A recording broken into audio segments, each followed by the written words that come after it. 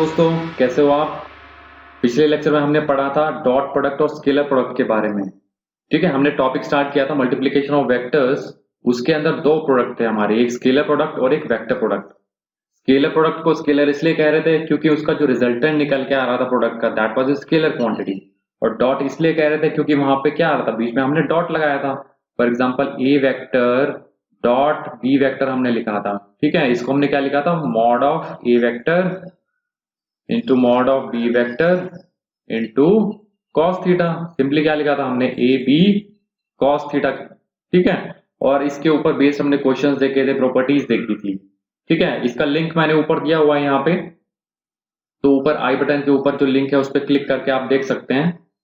आगे next lecture के अंदर हम पढ़ेंगे अभी क्रॉस प्रोडक्ट और वेक्टर प्रोडक्ट के बारे में, स्केलर्स एंड वेक्टर्स वाले टॉपिक का। हालांकि ये मैथ्स का टॉपिक है, बट फिर भी मैंने स्टार्टिंग में लिया था क्योंकि आगे आपको इससे काफी हेल्प मिलेगी। फ्री बॉडी डायग्राम और मैकेनिक्स वगैरह के अंदर हम डायग्राम्स वगैरह बनाएंगे तो उसके अंदर काफी हेल्पफुल रहेगा, इसलिए टॉपिक मैंने लिया था।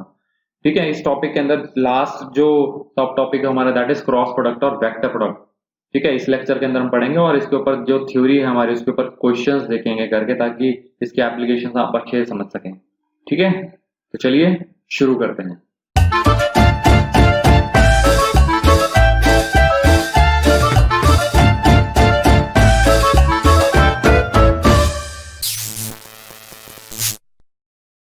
प्ले करें, लर्न करें, पॉज करें, नोट करें और कोई डाउट हो तो कमेंट बॉक्स में कमेंट करें। तो अभी हम पढ़ेंगे वेक्टर प्रोडक्ट और क्रॉस प्रोडक्ट के बारे में। ठीक है, तो cross product of two vectors A and B that is defined as, ठीक है, जिस तरीके से हमारा डॉट प्रोडक्ट डिफाइंड था, A dot B is equal to A B cos theta, इसी तरीके से अगर क्रॉस प्रोडक्ट मेरे को निकालना हो दो वेक्टर्स का, ए और बी का, तो उसको कैसे डिफाइन करेंगे। तो अगर दो वेक्टर का क्रॉस निकालना है, ठीक है, ये ए वेक्टर हो गया और ये बी वेक्टर हो गया, दोनों के बीच में हमने क्या मार दिया, क्रॉस मार दिया। ठीक है, तो इन दोनों का जो क्रॉस प्रोडक्ट है वो डिफाइन किया जाता है इस तरीके से, that is the definition of cross product.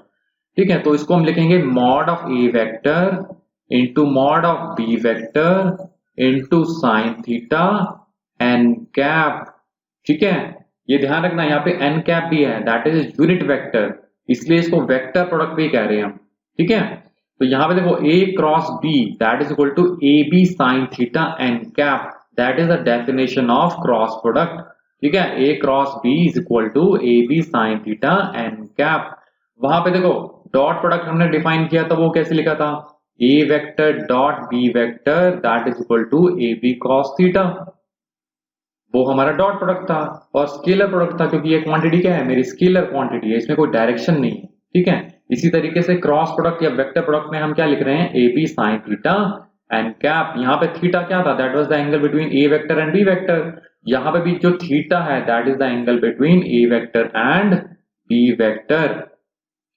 बस यहाँ पे देखो डिफरेंस क्या है, यहाँ पे कॉस थीटा था, यहाँ पे साइन थीटा है, और साथ के साथ इसमें एक डायरेक्शन भी है, एन कैप।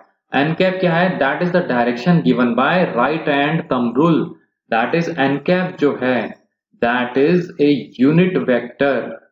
ठीक है, एन कैप क्या है, इट्स ए यूनिट वेक्टर। ठीक है, जिसकी डायरेक्शन किससे पता लगेगी हमको, राइट हैंड थंब रूल से। ठीक है, राइट हैंड थंब रूल जो है उससे हम डिफाइन कर पाएंगे इसकी डायरेक्शन क्या होगी। ठीक है, अब देखो राइट हैंड थंब रूल आपने पहले भी पढ़ा होगा 9th-10th क्लासेस के अंदर में, बट यहाँ पे मैं फिर अच्छे तरीके से और समझा देता हूं आपको। ठीक है, तो राइट हैंड थंब रूल कैसे हम उसको फॉलो करेंगे, इसको राइट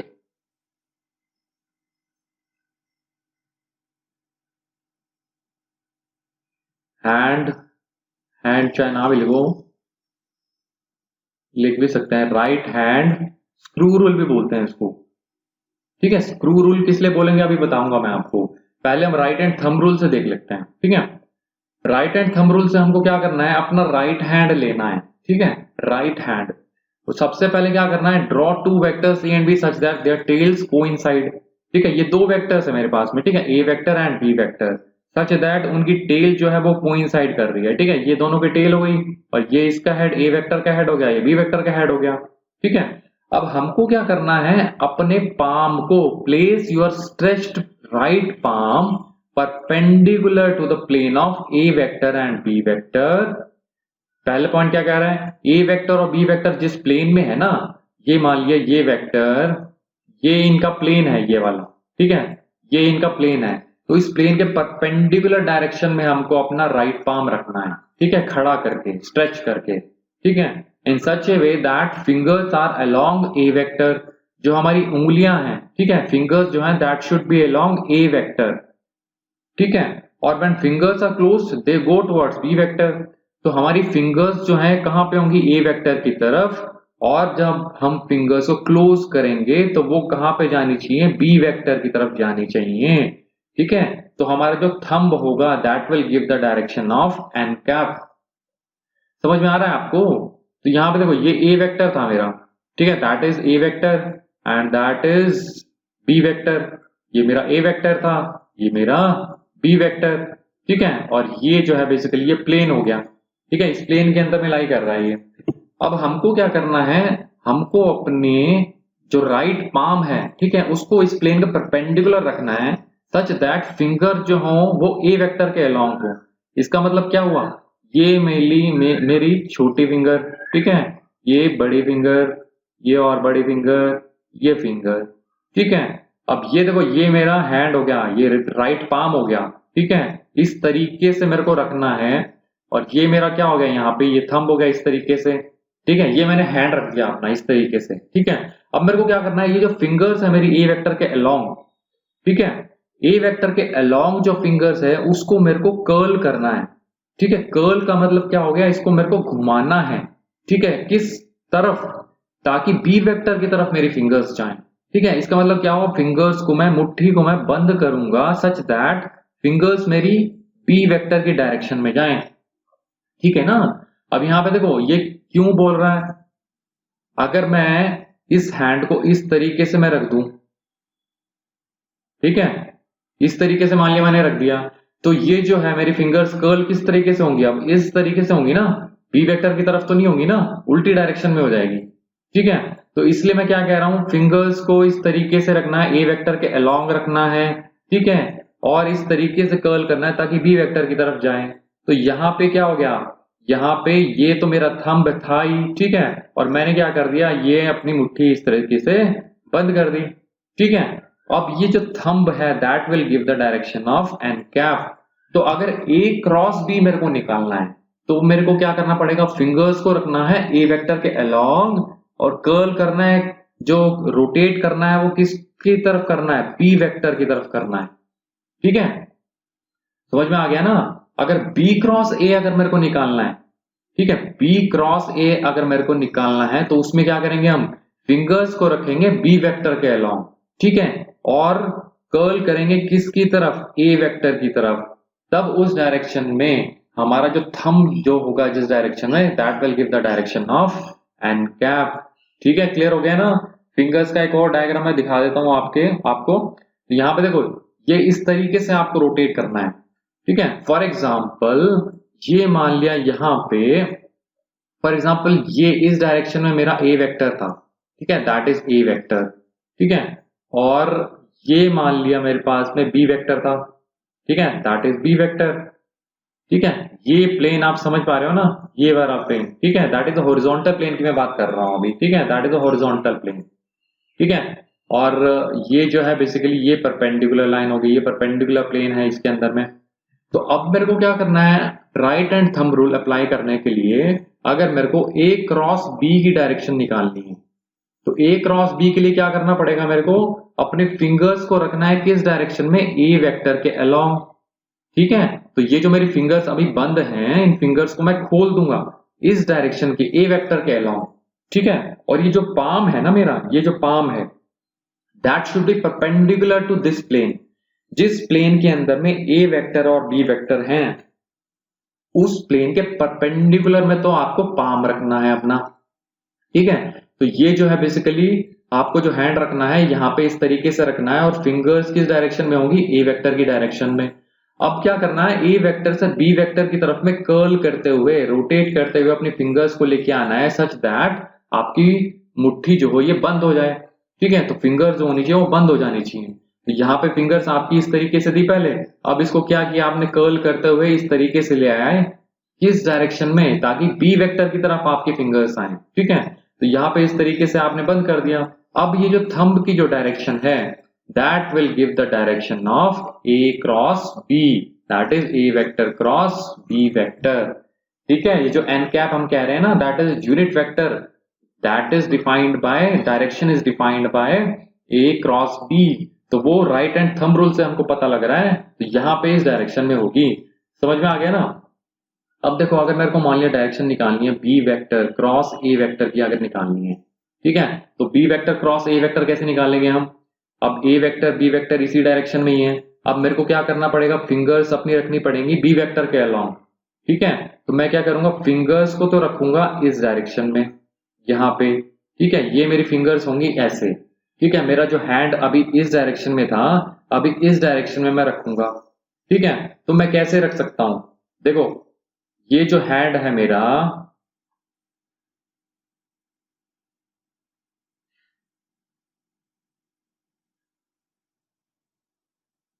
मैं ऐसे भी रख सकता हूं, ठीक है। अगर हैंड मैंने ऐसे रखा, तो ये जो हमारी जो रेखाओं वाली जो बीच में जो पाम है, वो इस डायरेक्शन में शो करेगा, ठीक है। तो मैं ऐसे भी रख सकता हूं, और दूसरा तरीका कैसे है मेरा, दूसरा तरीका ऐसे है।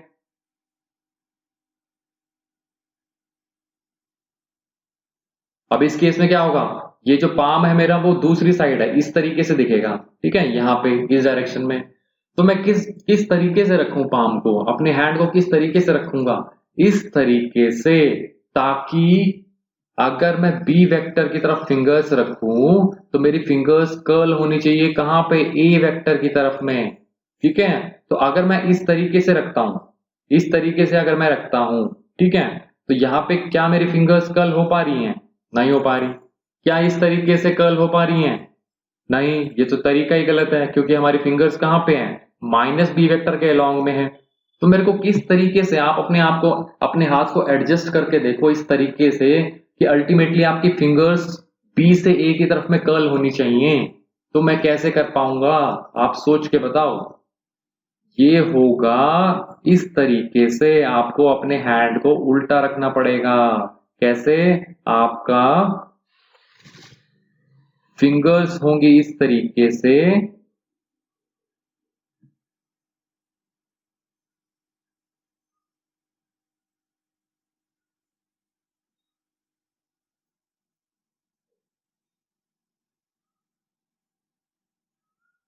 और आपका जो थंब होगा वो यहां पे होगा, ऐसे नीचे की डायरेक्शन में होगा।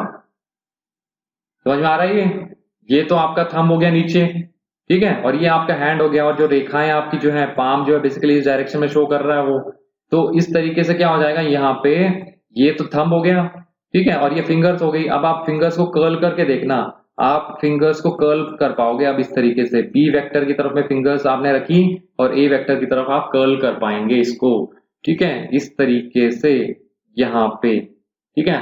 तो यहाँ पे बेसिकली बी क्रॉस ए की अगर मैं बात करूं, तो कहाँ पे डायरेक्शन आ रही है मेरी, नीचे की तरफ में आ रहा है, क्योंकि थंब कहाँ पे शो कर रहा है, नीचे की डायरेक्शन में, ठीक है। तो इस तरीके से अगर ए क्रॉस बी की डायरेक्शन अगर मेरी एन कैप है, ठीक है, तो बी क्रॉस ए की डायरेक्शन कहाँ पे आ रही है, नीचे की डायरेक्शन में है ना। अगर मैं इसको ऊपर की डायरेक्शन को अगर मैं एन कैप कह दूं, और नीचे की डायरेक्शन क्या हो जाएगी फिर, माइनस एन कैप, तो इसका मतलब बी क्रॉस ए की डायरेक्शन क्या होगी, माइनस एन कैप होगी, ठीक है। समझ में आ गया ना आपको। आगे फर्दर हम इसकी एप्लीकेशन जब करेंगे और अच्छे से आपको समझ में आ जाएगा।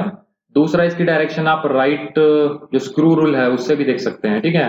अगर ये मान लिया स्क्रू है, ठीक है, इस तरीके से, ये अगर स्क्रू है, तो आप देख लेना, घर में आपके पड़ा होगा। तो स्क्रू का अगर टाइट करेंगे हम, ठीक है, तो टाइट करेंगे तो कहाँ पे घुमाना पड़ेगा इसको, ठीक है। टाइट अगर कर रहे हैं हम, तो कैसे घुमाएंगे हम इसको, इस तरीके से घुमाएंगे, ठीक है। और अगर इस तरीके से घुमा रहे हैं, तो हमारी जो पिन है, जो स्क्रू है, कहाँ पे जाएगा, वो अंदर की तरफ में जाएगा, ठीक है। इसी तरीके से अगर हमको इसको खोलना है, तो इसको कहाँ पे घुमाना पड़ेगा, उल्टी डायरेक्शन में। तो इस डायरेक्शन में फिर क्या होगा, मेरा कहाँ पे जाएगा, ये इस डायरेक्शन में जाएगा, ठीक है।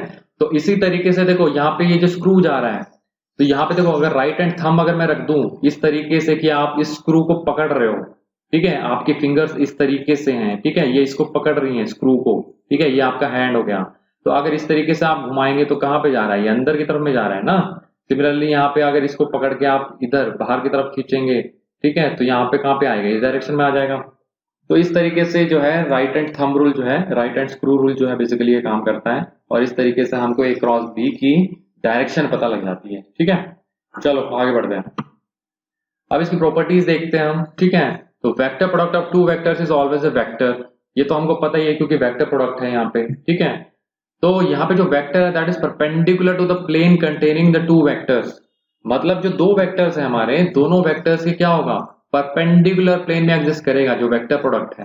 ठीक है, अगर ये ए वेक्टर है, ठीक है, ये अगर बी वेक्टर है, ठीक है, ये मान लिया यहाँ पे ये एक्स, ये वाई, ठीक है, ये जेड हो गया। अगर ये मान लिया यहाँ पे एक्स जेड प्लेन में अगर लाई कर रहे हैं दो वेक्टर, तो जो वेक्टर प्रोडक्ट आएगा वो कहाँ पे लाई करेगा, वाई प्लेन में लाई करेगा। ठीक है, उनके परपेंडिकुलर में लाई करेगा। तो इसका मतलब क्या हो गया, जो वेक्टर प्रोडक्ट होगा, ठीक है, that will be orthogonal to both the A vectors and B vectors.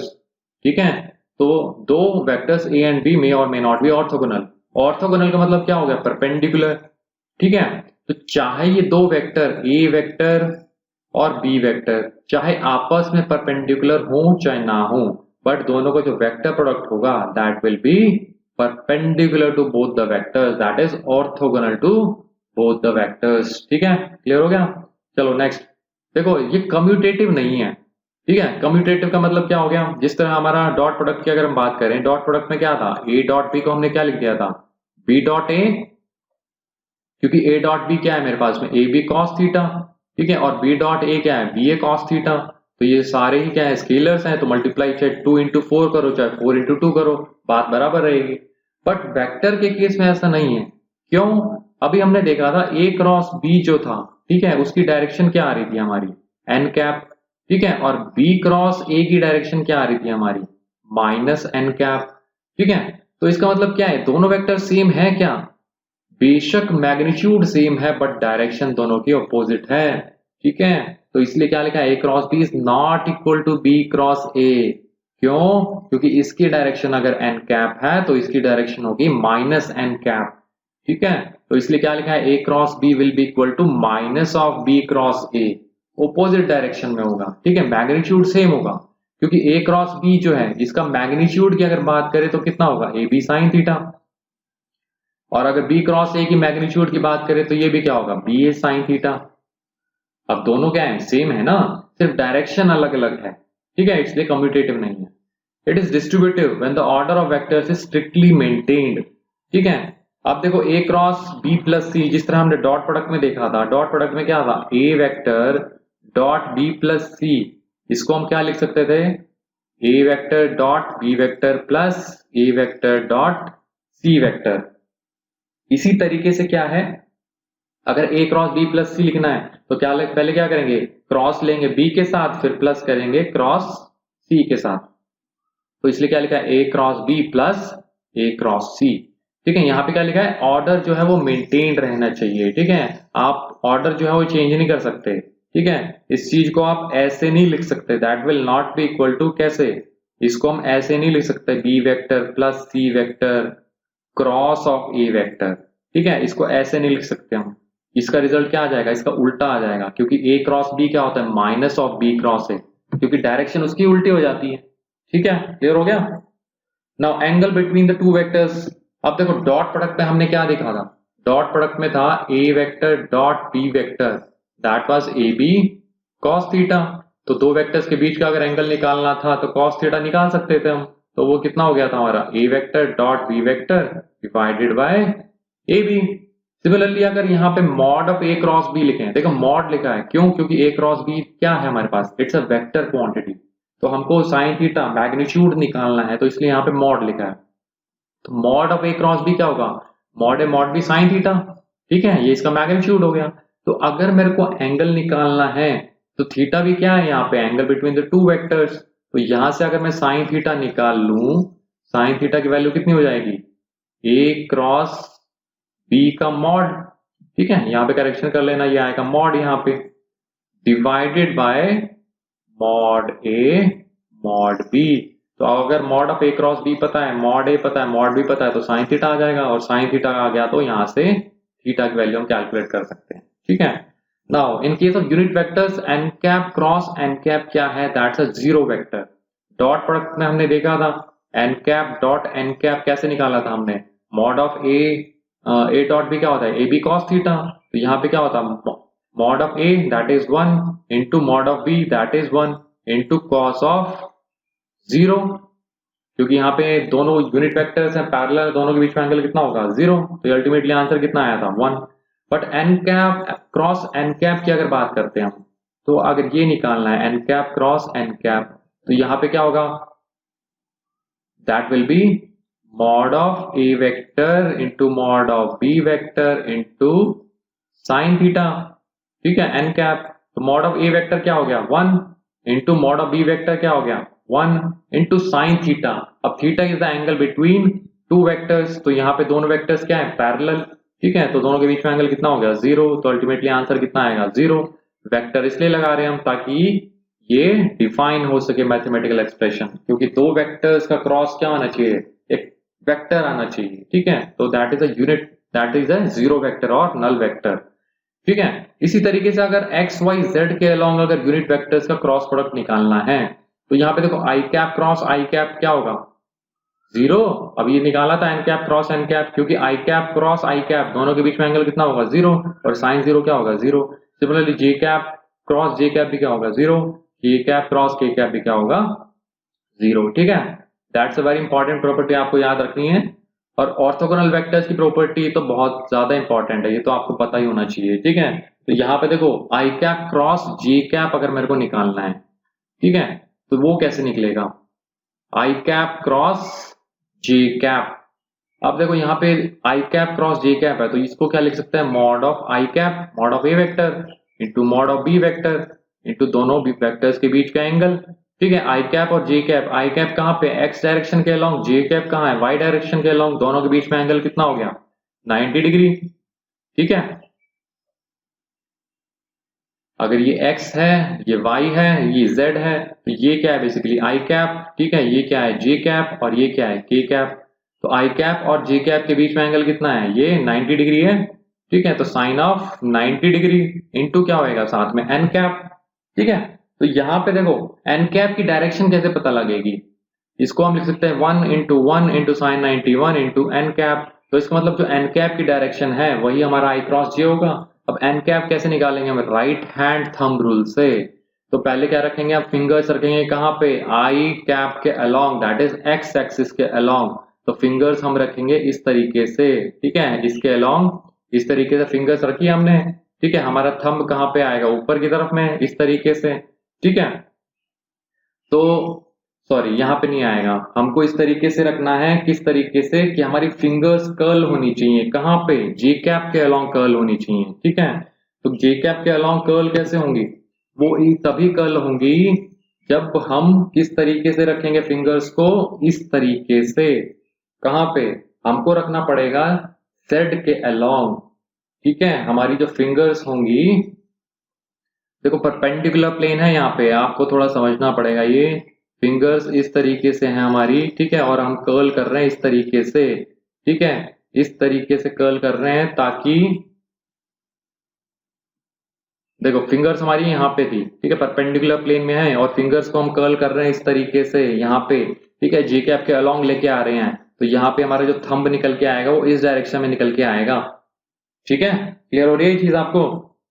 तो यहाँ पे थंब जो है कहाँ पे आएगा, z डायरेक्शन के अलोंग, दैट इज के कैप। ठीक है, तो यहाँ पे अल्टीमेटली आंसर कितना हो जाएगा हमारा के कैप। ठीक है, I cross J that will be equal to K. ठीक है, क्योंकि मैंने आई कैप के अलोंग में फिंगर्स रखी, जे कैप के अलोंग मैंने कर्ल किया उसको इस तरीके से, तो यहाँ पे जो हमारा थंब निकल के आएगा वो कहाँ पे, z के अलोंग, दैट इज के कैप के अलोंग आएगा। ठीक है, इसी तरीके से जे क्रॉस के अगर निकालना है, ठीक है, तो जे क्रॉस के कैसे आ जाएगा, फिंगर्स में रखूंगा इस तरीके से कि मेरी फिंगर्स कर्ल होनी चाहिए कहाँ पे, जे वेक्टर से y से z की तरफ। ठीक है, तो y के अलोंग मैंने फिंगर्स रखी और इस तरीके से मैं कर्ल करूंगा कि हमारी फिंगर्स कर्ल होनी चाहिए z की तरफ, तो हमारा जो थंब निकल के आएगा वो कहाँ पे निकल के आएगा, z डायरेक्शन के अलोंग, ठीक है। तो ये बेसिकली क्या हो जाएगा, j cross k that will be equal to i cap.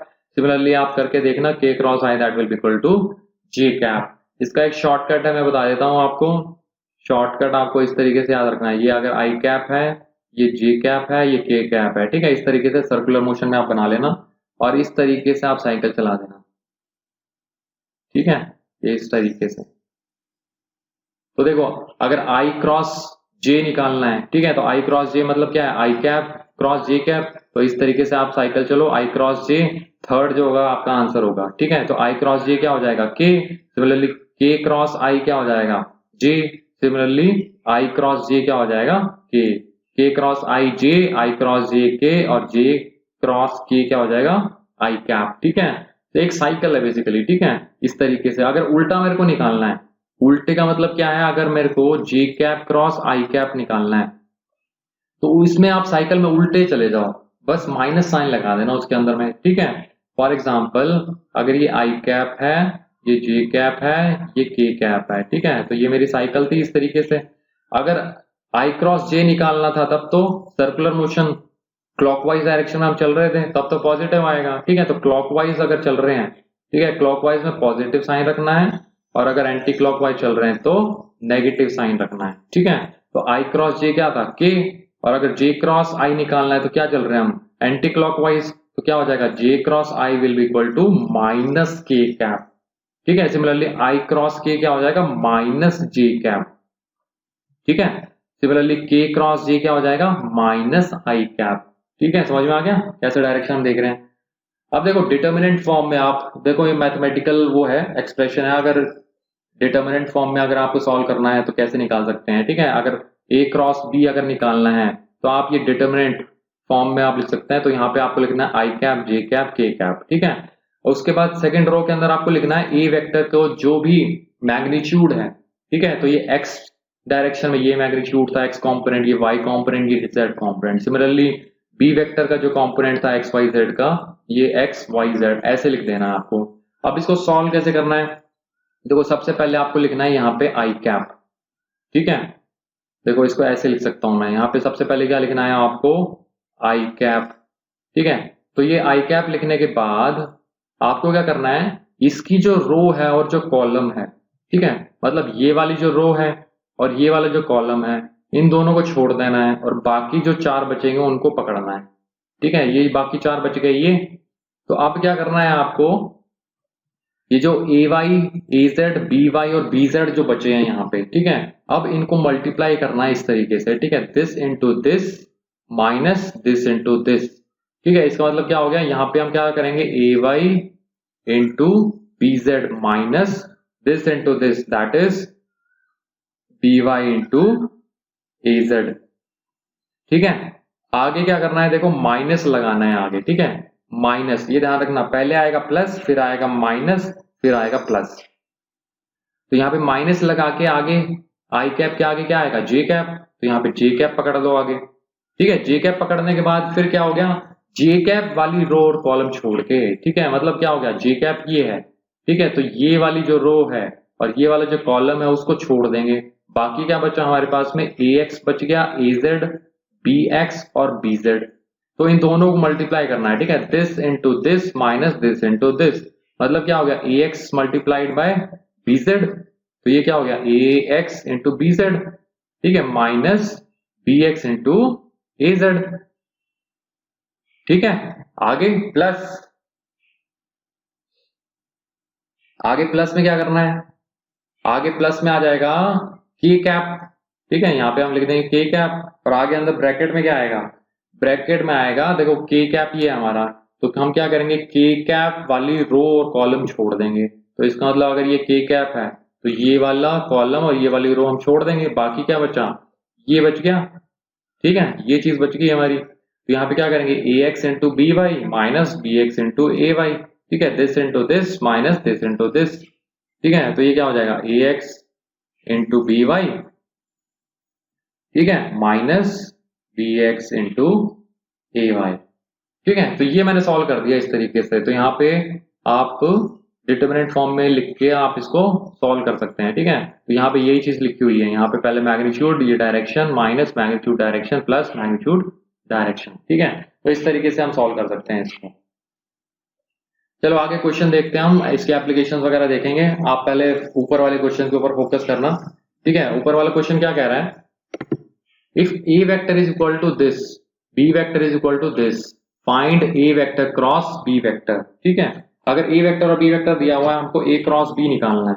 जैसे हमने ए डॉट बी निकाला था ना, आप इसको देख सकते हो जाके, पिछले लेक्चर के अंदर हमने पढ़ा था ए डॉट बी को इस तरीके से कैसे सॉल्व करना था। अभी अगर हमको मान लिया ए वेक्टर क्रॉस बी वेक्टर अगर निकालना है, ठीक है, तो उसको कैसे लिखेंगे हम। सबसे पहले ए वेक्टर लिख दिया, ए एक्स आई कैप प्लस ए वाई जे कैप प्लस ए जेड के कैप क्रॉस बी एक्स आई कैप प्लस बी वाई जे कैप प्लस ए जेड के कैप। अब देखो, या तो हम डिटरमिनेंट फॉर्म से कर सकते हैं, वो तो ऑलरेडी हम देख चुके हैं, जस्ट हमने अभी पढ़ा था जो डिटरमिनेंट फॉर्म में। अगर हमको डायरेक्ट सॉल्व करना है तो कैसे कर सकते हैं इसको, देखो यहाँ पे क्या करेंगे, सबसे पहले ये फर्स्ट वेक्टर हमने उठाया और इसका क्रॉस लेंगे हम पूरे इस वेक्टर के साथ, ठीक है, ये बीजेड है, ठीक है। उसके बाद प्लस इसका क्रॉस लेंगे पूरे के साथ, फिर प्लस इसका क्रॉस लेंगे पूरे के साथ, ठीक है। डिस्ट्रीब्यूटिव प्रॉपर्टी हमारी उसको यूज कर लेंगे। तो यहाँ पे सबसे पहले हम लेते हैं यहाँ पे ए एक्स वेक्टर को, ठीक है। तो ये क्या हो जाएगा, ए एक्स आई कैप, इसका क्रॉस लेंगे किसके साथ, बी एक्स आई कैप प्लस बी वाई जे कैप प्लस बी जेड के कैप प्लस, ठीक है, इसको हम अलग सॉल्व करेंगे, प्लस ए वाई जे कैप क्रॉस बी एक्स आई कैप प्लस बी वाई जे कैप प्लस बी जेड के कैप, ठीक है, इसको हम अलग सॉल्व करेंगे, प्लस ए जेड के कैप क्रॉस किसका, बी एक्स आई कैप प्लस बी वाई जे कैप प्लस बी जेड के कैप, ठीक है। अब देखो फर्स्ट हम सॉल्व करते हैं यहाँ पे। अब आपको टिप्स पता होना चाहिए कि यहाँ पे i cap cross i cap क्या होगा, आई क्रॉस जे क्या होगा, आई क्रॉस के क्या होगा, ठीक है। तो पहले हम लेते हैं इसका क्रॉस। तो यहाँ पे देखो ए एक्स इंटू बी एक्स, ये तो मैग्नीट्यूड हो गया, तो इसको डायरेक्ट मल्टीप्लाई कर सकते हैं। अब यहाँ पे देखो i cap cross i cap कितना होगा, आई cap cross i cap same direction है, आई cap cross i cap, angle क्या हो गया, जीरो, तो साइन जीरो कितना होगा, जीरो, तो ये कितना हो जाएगा, जीरो, ठीक है। प्लस मैग्नीट्यूड को मल्टीप्लाई कर दो आप, ठीक है, ए एक्स इंटू बी वाई। अब यहाँ पे देखो आई कैप है, यहाँ पे जे कैप है, तो आई जे के, आई क्रॉस जे क्या होगा, के, देखो साइकिल पता होनी चाहिए, आई जे के, ठीक है। क्लॉकवाइज में अगर चल रहे हैं हम, ठीक है, क्लॉकवाइज अगर चल रहे हैं तो क्या होगा, पॉजिटिव, ठीक है। तो आई क्रॉस जे क्या होगा मेरा, के, तो ये हम के लिख देंगे। आगे प्लस ए एक्स इंटू बी जेड। अब आई क्रॉस के क्या होगा, अब देखो आई क्रॉस के में मेरे को एंटी क्लॉकवाइज जाना पड़ रहा है, ठीक है, तो इसका मतलब क्या आएगा, नेगेटिव, तो आई क्रॉस के बच गया क्या, जे, तो यहाँ पे क्या आएगा, माइनस जे कैप, ठीक है, ये हो गया। प्लस अब ए Y J cap cross i cap क्या होगा, जे क्रॉस आई, एंटी क्लॉकवाइज जाना पड़ रहा है, आ गया माइनस साइन, तो ये कितना हो जाएगा, A Y into B X minus K cap, ठीक है। अब जे क्रॉस जे क्या होगा, जीरो, ठीक है, प्लस ए वाई इंटू बी जेड, ठीक है, जे क्रॉस के क्या होगा, जे क्रॉस के क्लॉकवाइज में है, तो ये क्या हो जाएगा, i cap plus A Z into B x, k cross i क्या होगा, k cross i that will be j cap plus A Z into B y, k cross j क्या होगा, एंटी क्लॉकवाइज जाना पड़ रहा है, तो ये क्या हो जाएगा, माइनस आई कैप प्लस के क्रॉस आई क्या हो, के क्रॉस के क्या हो गया, जीरो, ठीक है। अब देखो यहाँ पे जो आई कैप की टर्म है वो एक साथ ले लेंगे, जे कैप की एक साथ और के कैप की एक साथ। तो आई कैप में क्या क्या आ रहा है यहाँ पे, एक तो ये टर्म आ रही है मेरी और एक ये टर्म आ रही है, तो यहाँ पे क्या लिख देंगे हम, A Y into B Z minus A Z into B Y I cap, ठीक है, प्लस आगे जे कैप की टर्म कौन कौन सी है, ये वाली और ये वाली, तो क्या लिख देंगे हम, plus A Z into B X minus A X into B Z J cap, plus K cap की टर्म कौन कौन सी बच गई, एक ये वाली और एक ये वाली, तो ये क्या हो जाएगा, A X into B Y minus A Y into B x K cap. ठीक है, जो डिटरमिनेंट फॉर्म है ना, आप उसमें जाके देख सकते हो, बिल्कुल सेम रिजल्ट निकल के आया था। बस यहाँ पे क्या है, यहाँ पे माइनस कर देना और यहाँ पे ये वाली टर्म यहाँ पे होगी, ये वाली टर्म यहाँ पे होगी, बाकी रिजल्ट आपका सेम होगा यहाँ पे। ठीक है, समझ में आ गया। चलो नेक्स्ट क्वेश्चन देखते हैं। यहाँ पे देखो, अगर ए वेक्टर जो है that is eastwards and B vector is downwards, find the direction of A cross b and b cross a. ठीक है, आपको पता है यहाँ पे देखो, ये अगर नॉर्थ है, ये साउथ है, ये वेस्ट है, ये ईस्ट है। अब हमको क्या कह रहा है क्वेश्चन में, क्वेश्चन में कह रहा है कि ए वेक्टर जो है वो ईस्टवर्ड्स है। ठीक है, ये अगर ईस्टवर्ड है, ये ए वेक्टर हो गया, और बी वेक्टर जो है वो डाउनवर्ड है। ठीक है, तो बी वेक्टर अगर डाउनवर्ड है तो हमको डायरेक्शन निकालनी है ए वेक्टर क्रॉस बी वेक्टर की। समझ में आ रहा है आपको। आपको सबसे पहले तो ये पता होना चाहिए कि जो नॉर्थ साउथ ईस्ट वेस्ट है वो वर्टिकल डायरेक्शन में होता है या हॉरिजॉन्टल प्लेन के अंदर में होता है, तभी आप क्वेश्चन सॉल्व कर पाएंगे, अदरवाइज आपका आंसर ये गलत निकल के आएगा। क्योंकि आपको लगेगा कि ए वेक्टर जो है हमारा ईस्ट डायरेक्शन में है, बी वेक्टर डाउनवर्ड है, डाउनवर्ड आपको लगेगा कि साउथ डायरेक्शन में है। ठीक है, तो यहाँ पे ए क्रॉस बी, ए वेक्टर की तरफ फिंगर्स रखी, कर्ल किया बी की तरफ, तो आप इस तरीके से कर्ल करेंगे, थंब आपका इस डायरेक्शन में निकल के आएगा। ठीक है, तो आपका आंसर मतलब हॉरिजॉन्टल प्लेन में कहीं पे आना चाहिए। ठीक है, बट एग्जैक्टली आंसर ये नहीं होगा, इसके लिए आपको पता होना चाहिए, अगर ये मान लिया ये x है, इसको मैं y कह दूं, सपोज ये हमारा हॉरिजॉन्टल प्लेन है। ठीक है, ये हमारा हॉरिजॉन्टल प्लेन है और ये हमारा वर्टिकल प्लेन है। तो ये जो नॉर्थ साउथ ईस्ट वेस्ट होते हैं ना, ये हॉरिजॉन्टल प्लेन के अंदर में होते हैं ये। ठीक है, तो ये जो नॉर्थ साउथ ईस्ट वेस्ट है, तो ये नॉर्थ है, ये साउथ है, ठीक है, ये ईस्ट हो गया और ये मेरा वेस्ट हो गया। ठीक है, ये इस हॉरिजॉन्टल प्लेन में है और जो वर्टिकल प्लेन है इसके परपेंडिकुलर डायरेक्शन में होता है। ठीक है, तो यहाँ पे आप देखो क्या कह रहा है क्वेश्चन के अंदर में, ए वेक्टर जो है दैट इज ईस्टवर्ड, मतलब ए वेक्टर कहाँ पे है, यहाँ पे है, इस डायरेक्शन में है। ठीक है, और बी वेक्टर कहाँ पे है, बी वेक्टर डाउनवर्ड है। डाउनवर्ड का मतलब क्या हो गया, ये वर्टिकल प्लेन में है, तो इसका मतलब ये जो y है नेगेटिव y उस डायरेक्शन में है। ठीक है, तो अगर ये a वेक्टर है, ये b वेक्टर है, अब हमको निकालनी है direction of a cross b and b cross a। तो a क्रॉस b के लिए क्या करेंगे, फिंगर्स को कहाँ पे रखेंगे हम, इस डायरेक्शन में a वेक्टर के अलोंग, और कर्ल करेंगे किस तरीके से, ताकि b वेक्टर की तरफ फिंगर्स हमारी कर्ल हो। तो आप देखना आपका थंब जो होगा वो निकल के आएगा कहाँ पे, इस डायरेक्शन में आएगा। तो हमारी ए क्रॉस बी जो है बेसिकली इसकी डायरेक्शन क्या हो जाएगी, नॉर्थ। ठीक है, इसी तरीके से बी क्रॉस ए, ये तो डायरेक्ट हम बता सकते हैं, बी क्रॉस ए की डायरेक्शन क्या होगी, इसको हम क्या लिख सकते हैं, minus of A cross B. तो इसका मतलब क्या हो गया, दोनों की डायरेक्शन उल्टी होगी यहाँ पे। तो अगर ए क्रॉस बी नॉर्थ है तो बी क्रॉस ए कहाँ पे आना चाहिए, साउथ में।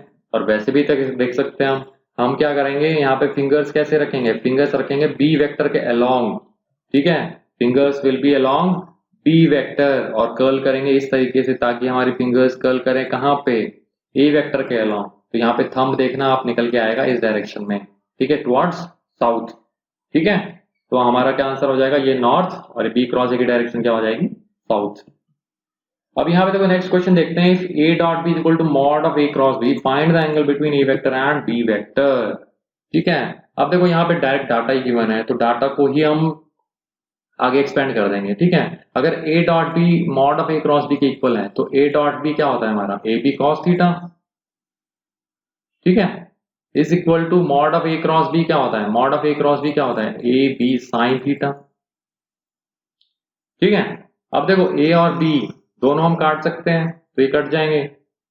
ठीक है, तो अल्टीमेटली क्या बचेगा, यहाँ पे cos थीटा को यहाँ पे नीचे ले आओ, तो यहाँ पे क्या हो जाएगा tan थीटा। तो tan थीटा की वैल्यू कितनी आ गई, 1, और tan थीटा 1 है, इसका मतलब क्या हो गया, theta will be equal to 45 degree. ठीक है, तो angle between A vector and B vector will be equal to 45 degree. Clear है। चलो, two vectors a vector and B vector are inclined at each other at an angle of, यहाँ पे theta कर लेना। ठीक है, find a unit vector which is perpendicular to both a vector and B vector.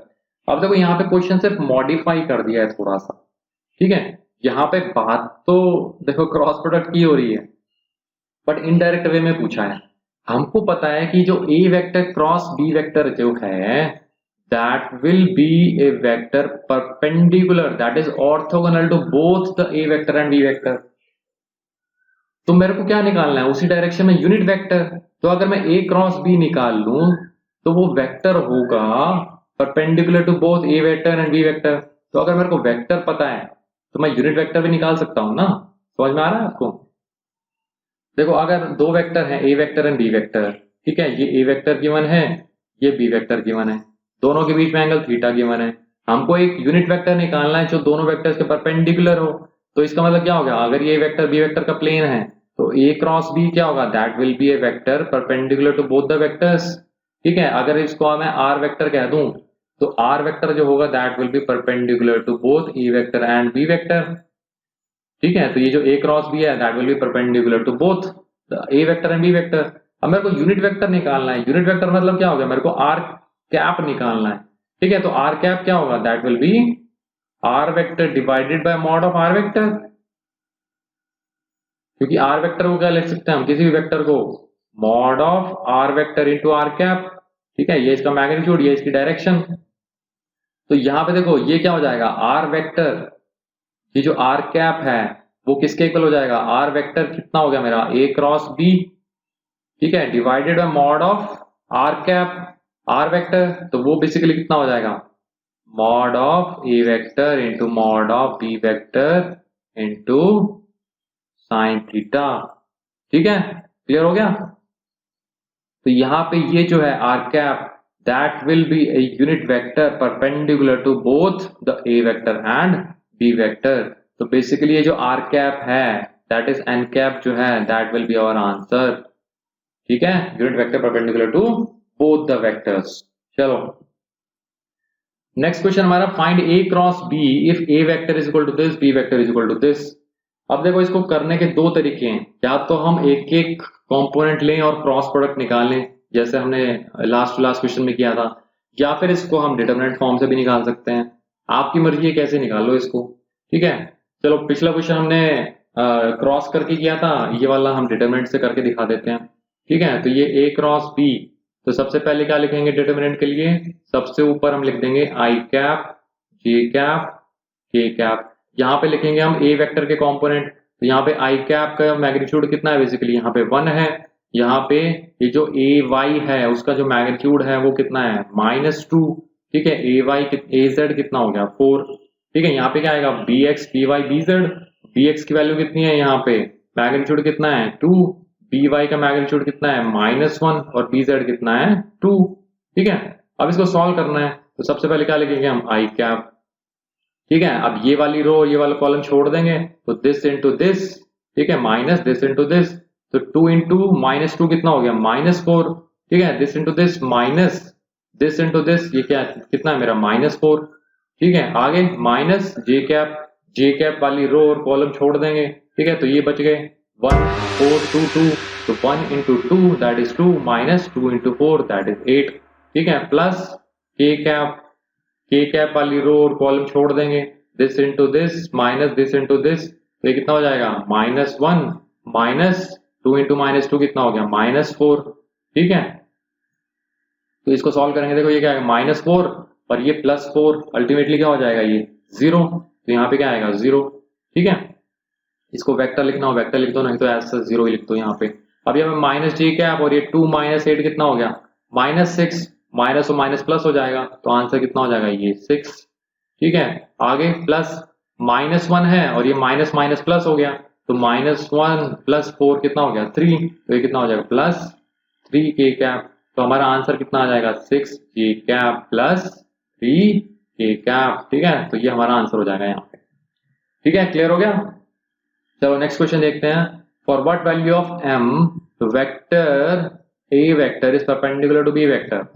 अब देखो a vector है perpendicular है b वेक्टर के, तो जिस तरह वहां पे हमारी कंडीशन आ रही थी ऑर्थोगोनल वेक्टर्स की, ठीक है, तो वहां पे क्या था a dot b is equal to ab cos theta, cos 90 क्या था 0, तो यहाँ पे आपको क्लिक कर जाना चाहिए।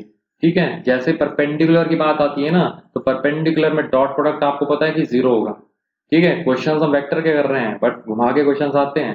ठीक है, तो यहाँ पे आपको दो वेक्टर्स परपेंडिकुलर गिवन है तो सिंपली आपको कंडीशन याद आनी चाहिए, अगर दो वेक्टर्स परपेंडिकुलर हैं, ऑर्थोगोनल हैं, तो उनका डॉट प्रोडक्ट क्या होगा 0, क्योंकि दोनों के बीच का एंगल है 90 और cos 90 कितना होता है 0। तो यहाँ पे सिंपली क्या करना है, ए वेक्टर कितना है हमारा 2i cap plus 3j cap minus 6k cap, ठीक है। इसका डॉट लेना है किसके साथ में 3i cap minus mj cap plus 6k cap, ठीक है। इसको क्या लिखना है 0। अब देखो इसका डॉट लेना है तो डॉट तो सिंपली ऐसे ही ले सकते हैं हम यहाँ पे, क्योंकि i डॉट i1 होता है, लेकिन i डॉट j क्या होगा 0, i डॉट k भी क्या होगा 0। तो यहाँ पे देखो 2 इंटू 3 कितना हो गया 6, i cap dot i cap क्या होता है 1, ठीक है। अब देखो i cap dot j i cap dot k 0 है, इसलिए मैं लिख नहीं रहा उसको, आगे करेंगे प्लस, फिर देखो j cap dot i cap क्या होता है 0, j cap dot j cap क्या होगा 1। अब 3 इंटू माइनस m कितना हो जाएगा माइनस 3m, ठीक है। आगे j डॉट k 0, आगे फिर एक k dot i 0, k dot j 0, k dot k 1 होगा, तो माइनस 6 इंटू 6 कितना हो गया माइनस 36, ये लिख देंगे हम, ठीक है। तो यहाँ पे ये कितना हो जाएगा 3m, इसकी वैल्यू कितनी हो जाएगी हमारी माइनस 30, तो यहाँ से m की वैल्यू कितनी हो जाएगी हमारी माइनस ऑफ 10, ठीक है। तो फर्स्ट पार्ट का आंसर कितना हो जाएगा हमारा माइनस 10। सेकेंड पार्ट क्या कह रहे हैं, find the component of A vector along the direction of this, ठीक है, along the direction of B vector लिख दो इसको, ठीक है। तो वो कितना होगा, अब मेरे को पता है, ये डायरेक्ट फॉर्मूला मेरे को पता है, ठीक है। अगर ए वेक्टर का कंपोनेंट बी वेक्टर के अलोंग निकालना है तो that will be equal to a dot b cap, ठीक है। बी वेक्टर का अगर निकालना है ए वेक्टर के अलोंग तो क्या हो जाएगा बी डॉट ए कैप, तो यहाँ पे ए वेक्टर डॉट बी कैप निकालना है सिंपली, तो यहाँ पे कितना हो जाएगा, इसको मैं कैसे लिख सकता हूँ A vector dot B vector divided by mod of B vector, ठीक है, ऐसे लिख सकते हैं ना बी कैप को। तो यहाँ पे ए डॉट बी निकाल लेंगे, अब मैं डायरेक्ट कर रहा हूँ इसको, आप डॉट प्रोडक्ट निकाल लेना इसका, ठीक है। आई कैप डॉट आई कैप 1 होता है, ठीक है, आई डॉट जे क्या हो गया 0 प्लस 3 जे डॉट आई 0 और जे डॉट जे 1, तो कितना हो जाएगा 2 plus 3 divided by mod of b कितना हो जाएगा a square plus b square का अंडर रूट, ठीक है। तो ये कितना हो जाएगा 5 डिवाइडेड बाय अंडर रूट 2, तो हमारा आंसर कितना हो जाएगा 5 डिवाइडेड बाय रूट 2, ठीक है। अभी लास्ट क्वेश्चन है इस टॉपिक का, ठीक है।